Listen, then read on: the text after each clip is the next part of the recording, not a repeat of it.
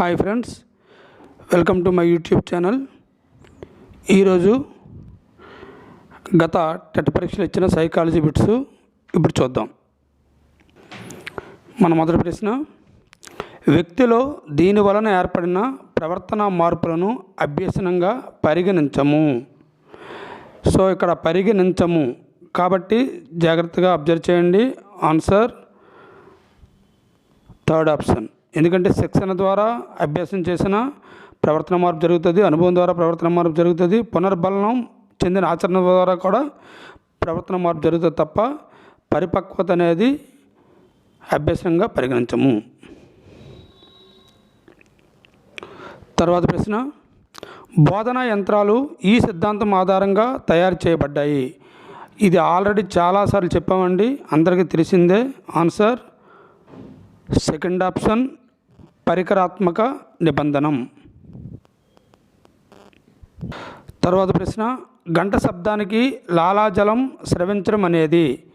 ఇది ఈజీ అండి, direct bit. So second option, నిబంధిత ప్రతిస్పందన.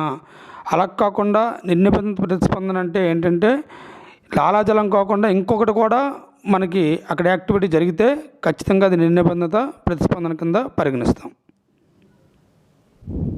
తర్వాత ప్రశ్న, పీఠభూమి దశ లక్షణం. పీఠభూమి దశ లక్షణం మన అందరికీ తెలుసు. అంటే స్టార్టింగ్లో చాలా వేగంగా జరుగుతుంది, ఎండింగ్లో కూడా చాలా వేగంగా జరుగుతుంది అభ్యసనం అనేది. పీఠభూమి దశకు వచ్చేటప్పటికల్లా అభ్యసనంలో ఎటువంటి పురోగతి ఉండదు. ఇక్కడ మనం విసుక్కోకుండా జాగ్రత్త పడి కంటిన్యూ చేస్తే ఆ వ్యక్తి ఖచ్చితంగా సక్సెస్ సాధిస్తాడు. కాబట్టి ఫోర్త్ ఆప్షన్, అభ్యసనంలో పురోగతి ఉండదు. తర్వాత ప్రశ్న, తరస్టన్ ప్రతిపాదించిన ప్రాథమిక మానసిక సామర్థ్యం కానిది.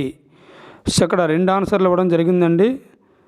సో ఇక్కడ సెకండ్ ఆప్షన్, ప్రాథమిక సంబంధాలు కూడా మానసిక సామర్థ్యం కాదు, అలాగే యాంత్రిక సామర్థ్యం కూడా మానసిక సామర్థ్యం కాదు. కాబట్టి ప్రాదేశిక సంబంధాలు, యాంత్రిక సామర్థ్యం ఈ రెండు కూడా మానసిక సామర్థ్యం కానిది. తరస్టన్ ప్రతిపాదించిన ప్రాథమిక మానసిక సామర్థ్యం కానివి. తర్వాత ప్రశ్న, ఆర్టీఈ చట్టం 2009 ప్రకారం సన్నాహక గంటలతో కలిపి ఉపాధ్యాయునికి వారానికి కనీస పని గంటలు. సో మన డైరెక్ట్ తెలుసు, సెకండ్ ఆప్షన్ 45 గంటలు. తర్వాత ప్రశ్న, కార్తీక్ నేను నా హోంవర్క్ పూర్తి చేస్తే నన్ను టీవీ చూడనిస్తారా అని తన తల్లిని అడుగుతున్నాడు. కోల్బర్గ్ ప్రకారం కార్తీక్ యొక్క నైతిక వికాస దశ ఏది? ఇక్కడ ఆన్సర్ ఫోర్త్ ఆప్షన్, సహజ సంతోషం మరియు సాకార సంతోష నేపథ్య నీతి. తర్వాత ప్రశ్న అందరికీ తెలిసిందండి, పూర్తి చేసిన పనుల కన్నా మధ్యలో ఆపేసిన పనులు ఎక్కువ కాలం గుర్తుండడాన్ని ఇలా అంటారు. మనకి పూర్తి చేయకుండా మధ్యలో వదిలేసిన పనులు ఎక్కువ కాలం గుర్తుంటాయనేది మనకి జైగార్నిక ప్రభావంగా పిలుస్తామండి. సో ఆన్సర్ ఫస్ట్ ఆప్షన్, జైగార్నిక ప్రభావం. తర్వాత ప్రశ్న, జ్ఞానాత్మక రంగానికి సంబంధించి ఉన్నత స్థాయి లక్ష్యం. మన జ్ఞానాత్మక రంగంలో 6 లక్ష్యాలు ఉంటాయి, అందులో చివరిది అదే ఉన్నత స్థాయి లక్ష్యం తెలుసు అందరికీ. కాబట్టి ఇది ఫోర్త్ ఆప్షన్, మూల్యాంకనం. తర్వాత ప్రశ్న, వృత్యంతర శిక్షణల మీద ఉపాధ్యాయుల వైఖరిని అధ్యయనం చేయడానికి అనువైన పరిశోధన పద్ధతి. సో ఆన్సర్ థర్డ్ ఆప్షన్, వర్ణనాత్మక పరిశోధన. తర్వాత ప్రశ్న, టీచింగ్ యాప్టిట్యూడ్ టెస్ట్ ఈ సహజ సామర్థ్యాన్ని అంచనా వేయడానికి ఉద్దేశించబడింది. సో మన ఆన్సరు ఇక్కడ ఏదైనా యాప్టిట్యూడ్ అనేది ఆయా వృత్తికి సంబంధించిందండి. ఇక్కడ టీచింగ్ యాప్టిట్యూడ్ టెస్ట్ కూడా వృత్తి సంబంధ సామర్థ్యాన్ని అంచనా వేయడానికి ఉపయోగపడుతుంది. కాబట్టి ఫోర్త్ ఆప్షన్, వృత్తి సంబంధ. తర్వాత ప్రశ్న, స్కిన్నర్ మరియు పావ్లోవ్ ప్రయోగాలు ఈ రకమైన పరిశీలనకు సంబంధించినవి. సో ఇవి నిబంధనలు కాబట్టి ఖచ్చితంగా సెకండ్ ఆప్షన్, నియంత్రిత పరిశీలనలు. తర్వాత ప్రశ్న, సమీకృత ప్రకల్పనలో విషయ సమాచారం. సో ఇక్కడ ఆన్సర్ థర్డ్ ఆప్షన్, అనేక విషయాలకు సంబంధించి ఉంటుంది. సమీకృతం చేస్తూ ఉంటాయి కాబట్టి అనేక విషయాలు ఇందులో ఉంటాయి. తర్వాత ప్రశ్న, మొదటి పాల పన్ను ఏర్పడే దశ. సో మనందరికీ తెలుసండి, ఫస్ట్ పాల పొన్ను ఏర్పడుతుంది, అది శైశవ దశలోనే ఏర్పడతాయండి. కాబట్టి ఫస్ట్ ఆప్షన్ మన ఆన్సర్. తర్వాత ప్రశ్న, పరిశీలన అభ్యాసంలోని దశల వరుస క్రమం. సో మనకు ఫస్ట్ ఏముంటుందంటే అవధానం ఉంటుంది. అంటే అవధానం అంటే నిబద్ధతతో స్టార్ట్ చేస్తూ ఆలోచన విధానంతో చదవడం, తర్వాత ధారణ, నెంబర్ ఆఫ్ టైమ్స్ అది చదువుతూ ఉండడం, తర్వాత పునరుత్పాదన, సో మళ్ళీ జ్ఞప్తి తెచ్చుకుంటూ చేయడం, తర్వాత పునర్బలనం, అప్పుడప్పుడు గ్యాప్ ఇచ్చి మళ్ళీ జ్ఞప్తి తెచ్చుకోవడం. సో ఇది మన పరిశీలన అభ్యాసంలో ఉన్న దశల వరుస క్రమం అండి. So answer 4th option. తర్వాత ప్రశ్న, కొన్నిసార్లు గత సమాచారం కొత్త సమాచారం నేర్చుకోవడాన్ని సులభతరం చేస్తుంది. ఈ దృగ్విషయాన్ని ఇలా పేర్కొంటారు. సో ఇక్కడ ట్రాన్స్లేట్ అవుతుంది, బదిలీ అవుతుంది, కాబట్టి దీన్ని ఫస్ట్ ఆప్షన్ బదిలీ ప్రభావం అంటారు. మనకు ఆల్రెడీ తెలుసు, పురోగమన అవరోధం అంటే ఏంటంటే అడ్డంకి ఏర్పడడం. అంటే మనం గతంలో చదివింది ఇప్పుడు చదువుతున్న దానికి అవరోధం కలిగిస్తే అది పురోగమన అవరోధం, లేదా ఇప్పుడు చదవడం వల్ల గతంలోనూ మర్చిపోతే తిరోగమన అవరోధం. అలాగే జైగార్నిక ప్రభావం అనేకసార్లు చెప్పడం జరిగింది, మనకు తెలుసు. సో మధ్యలో వదిలేసిన పనులు మాత్రం ఎక్కువ కాలం గుర్తుంటే జైగార్నిక ప్రభావం. కాబట్టి ఇది ఆన్సరు బదిలీ ప్రభావం. తర్వాత ప్రశ్న, కాలక్రమంగా మనం ఇతరులతో సంబంధాలు ఏర్పరచుకునే విధానం మార్పులు దీనిని సూచిస్తాయి. సో ఆన్సరు మనం సమాజంలో అనేక సంబంధాలు ఏర్పరచుకుంటాం కాబట్టి దీన్ని సెకండ్ ఆప్షన్ సాంఘిక వికాసాన్ని సూచిస్తాయి. తర్వాత ప్రశ్న, ఇది కంప్యూటర్ మనకు అందించే తపాలా సర్వీస్ లాంటిది. కాబట్టి మనకు తెలుసు తపాలా మనకు మెసేజ్లు ఇస్తుంటే ఇన్ఫర్మేషన్ ఇస్తుంటుంది, కాబట్టి ఆన్సర్ సెకండ్ ఆప్షన్ ఈమెయిల్. తర్వాత ప్రశ్న, ప్రశ్నలు అడగడం వివరణలు ఇవ్వడం. అంటే ఒకరు ప్రశ్నలు అడుగుతుంటారు, మళ్ళీ ఇంకొకరు వివరణలు ఇస్తారు అనేవి ఈ బోధన దశలో జరుగుతాయి.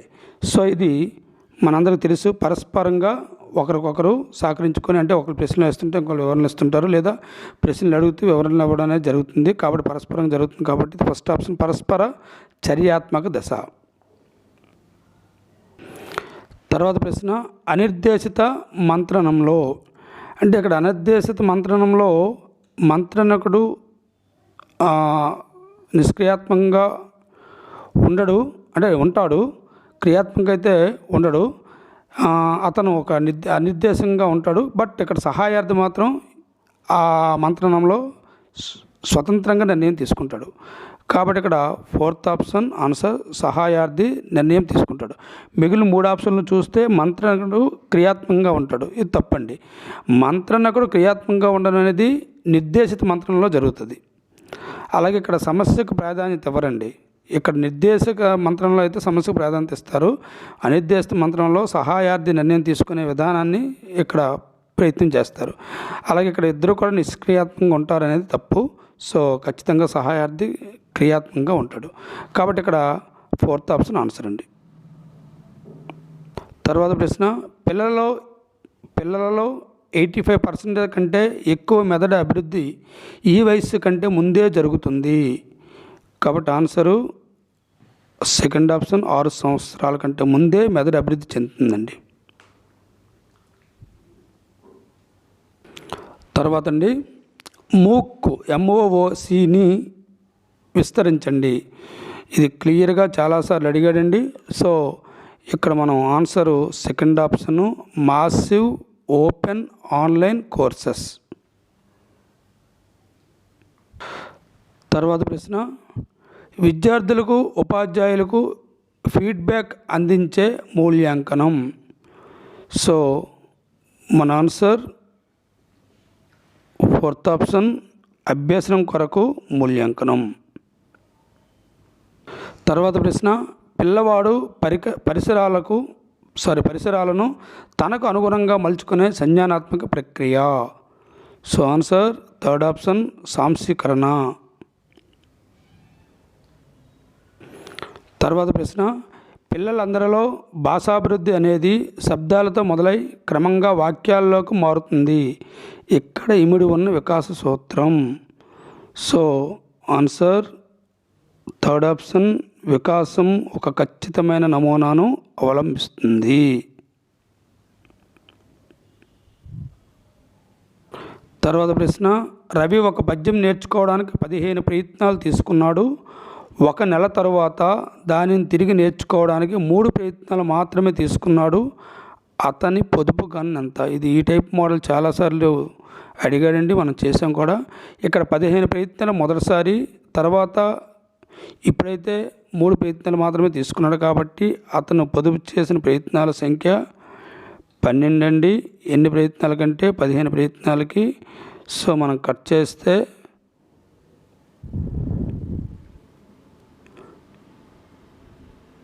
3 4 3 5 5 1 5 20. సో 80% అతను పొదుపు చేశాడండి. సో మన ఆన్సర్ 4th ఆప్షన్ 80. తర్వాత ప్రశ్న,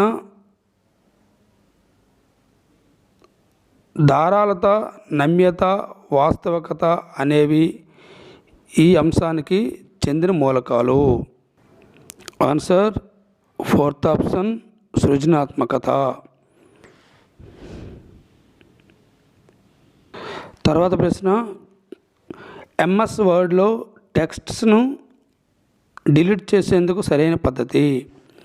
answer 3rd option cursor texts మొదట్లో ఉంచి డిలీట్ నొక్కాలి. తర్వాత ప్రశ్న, ఈ దశలో అభ్యసనం చాలా వేగంగా జరుగుతుంది. సో అభ్యసనం ఎప్పుడు కూడా మొట్టమొదటగా బాగా జరుగుతుందండి. కాబట్టి ఆన్సర్ 4th ఆప్షన్ ప్రారంభ స్ఫూర్తి. ఈ ప్రారంభ స్ఫూర్తి టైంలో చాలా వేగంగా జరుగుతుంది, అలా అలా అలా నెమ్మదిస్తుంది. సో పీఠభూమి దశ చేరుకుంటుంది, చివరగా మళ్ళీ కొద్దిగా అలా స్లోగా పెంచుకుంటూ చివరగా మంచి స్థాయికి ఉన్న స్థాయికి చేరుకుంటారు. చివరి ప్రశ్న, ఎడ్యుకేషనల్ డిటర్మినిజం అనే పుస్తకాన్ని రాసిన వారు. Answer 1st option W.C. Bagley. Thank you friends, thank you for watching.